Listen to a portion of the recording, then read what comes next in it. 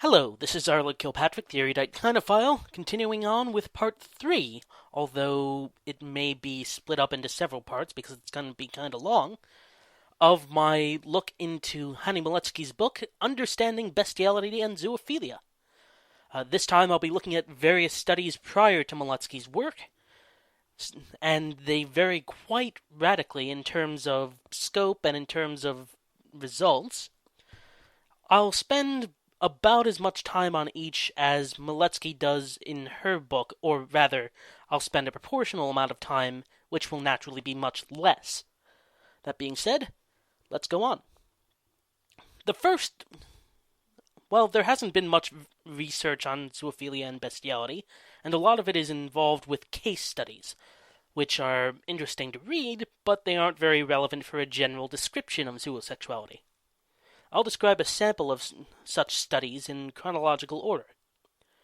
First, there's the work of Kinsey and his fellows. In 1948, he wrote a book called Sexual Behavior in the Human Male, which is known to be one of the earliest scientific works which involved sexuality, and especially which included zoosexuality as part of the study. These studies had lots of flaws, which people have pointed out, but they were a decent first attempt to understand human sexuality scientifically. From interviews with 5,300 white American males, adults, he estimated that about 1 in 13 men have had sexual experiences with an animal, though most of these only occurred a few times in a lifetime. According to Kinsey, there was a lot of bestiality taking place in rural areas, particularly in the western United States, where he estimated the prevalence to be as high as 65% in some areas. Many of those who had sexual contact with animals had it at a young age, with decreasing frequency later in life, and there also appeared to be a correlation with eventual college education, though with a small sample size, it's hard to tell if this is accurate.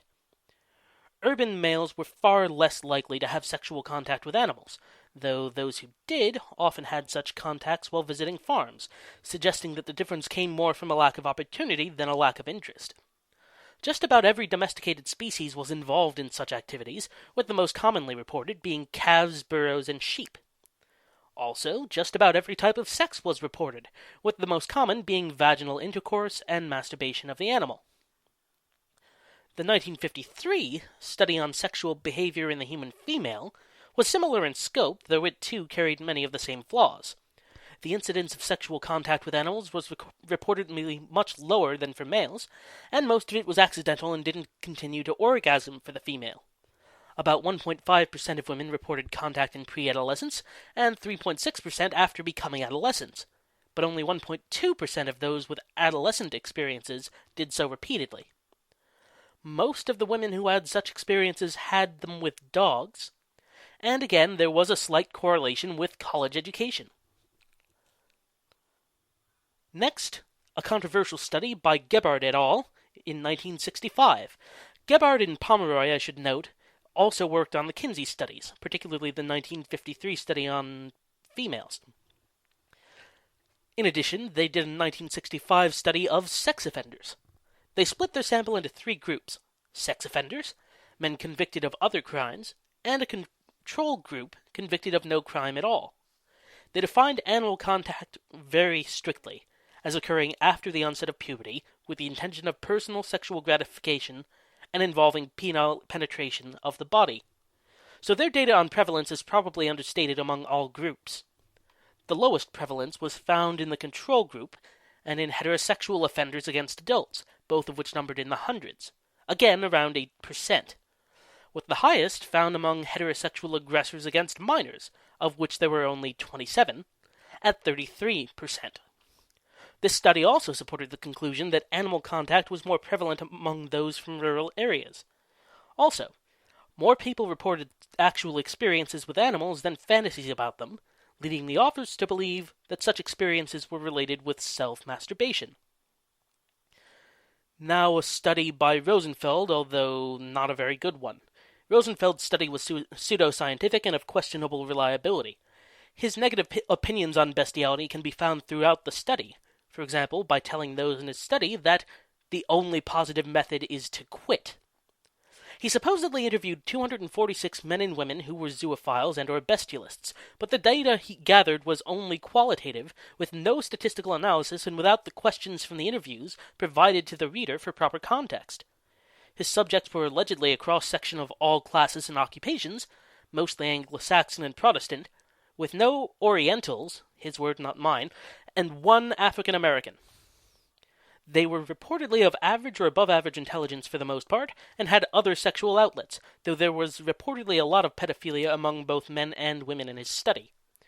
Men allegedly preferred heifers and cows, though when some reported that they had allowed a male dog to have anal sex with them, he remarked that this was dangerous and nearly impossible, neither of which is true, as can be evidenced by anyone willing to look at the issue. The women again preferred dogs as partners. According to Rosenfeld, all the people in the study were well-oriented with their situation and didn't feel much guilt about it, though some felt guilt over perverse acts with human beings.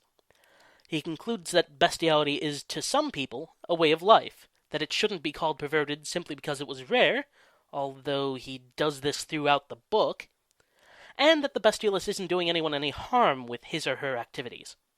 However, when a person prefers animal relationships over human ones, he or she is psychotic or at least intensely neurotic, requiring medical treatment, according to Rosenfeld. Next is a study by Grassberger, although I must admit I have not seen this study. This is third-hand information, which was also reported in Decker's Dearest Pet, but without much information on it.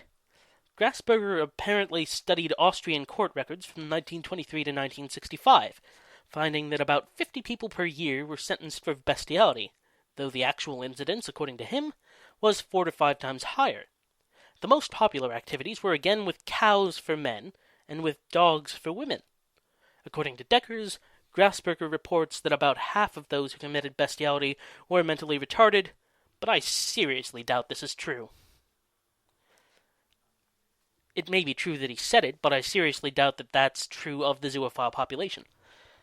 Next, a study by Wayne, which is another pseudoscientific work, detailing the world of party dog breeders, people who breed dogs for sex with human beings. Most of these were allegedly from one West Coast city, but we have no idea how many were interviewed. Supposedly all were interviewed in the same way, and a complete interview is provided, so that at least we have some idea about what questions were asked. Those who have sex with dogs, according to Wayne, say that it's pleasurable for men and beasts and see nothing wrong with it. Such people are well-educated and financially secure, and in addition, some dogs are supposedly even enhanced surgically for sexual performance, including widening of the anal opening and messing with the sheath of a male dog. I don't know how accurate this is, because, come on, party dog breeders, really? That doesn't sound right to me. Another pseudoscientific study was committed by Trimble in 1969, this time on female bestiality. Supposedly 100 interviews were conducted for this, but only 14 are presented in the work. This work has the opposite problem of Gebhard's, allowing bestiality to include mere fantasy, or observation of sex with animals, in the definition. One of these was a purported college student who stated that psychology grad students used bestiality as one of the methods of research in the lab. According to Trimble, most women interviewed did not seek professional help, and yet he thought they should be labeled as mentally ill. Yet another pseudoscientific work, this time by Dumont in 1970. A collection of case studies on bestiality among women from, quote, the upper crust of society. According to this, the majority of women studied had sexual experiences with both pets and human beings, with dogs again being particularly popular, at least compared to Kinsey's data. According to him, there are 6 reasons for women to seek out bestiality: loosening of morals, financial freedom, boredom, outgrowth of other sexual aberrations, experimentation, and substitution for human partners. Some of these, if not all of them, miss the point of why women seek experiences with animals, but we'll see that later in Maletsky's data.